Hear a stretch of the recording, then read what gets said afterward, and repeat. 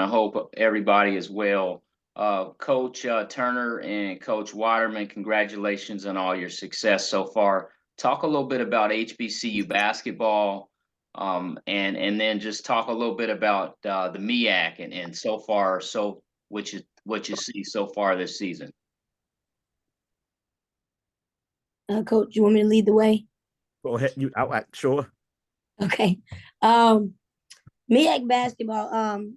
Prior to being at Delaware State, I was at Indiana State, and before that, I was at Coppin State University. So I had an opportunity before I came to Delaware State to be at Coppin State, and it's nothing like HBCU basketball. The pride, the tradition, the excellence, and what you just get from the fans and the alumni. I'm talking about die-hard alumni is nothing like that. And that's something that we use as a recruiting tool because your players want to feel that they have the support around them. So I would say there's nothing like HBCU basketball. I enjoy coaching in it as I've coached at some PWI institutions. I wouldn't trade my experience here. I love HBCU basketball. I love the opportunity I have here as a Black woman and as a Black leader.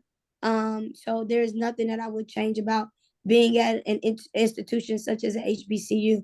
I love the pride that the supporters, the fans, the alumni, the donors have. And I'm sorry, what was your second question? Basically, you answered it. Just also the stretch run. Now we're going to flip the script and get into February, which is a beautiful thing because there's opportunity to win for March. But just talk a little bit about going forward. Yeah, going forward, we're excited about what our team has learned early on, taking some tough losses. And we figured out some areas where we do have to be better. And maybe where, like Coach talked about, this substitution patterns, giving some of our starters or some of our high-minute players a little bit more rest and who we can rely on. And we're working on that during our practices this week. And so this is the beauty about it. You go in and the first round and you see, things you could have done better. Some areas where you could have stole some points and things like that. And we get to go forward another round. So I think we're in an upward motion and our momentum is there, like Mr. Thompson said, and then we look forward to moving forward.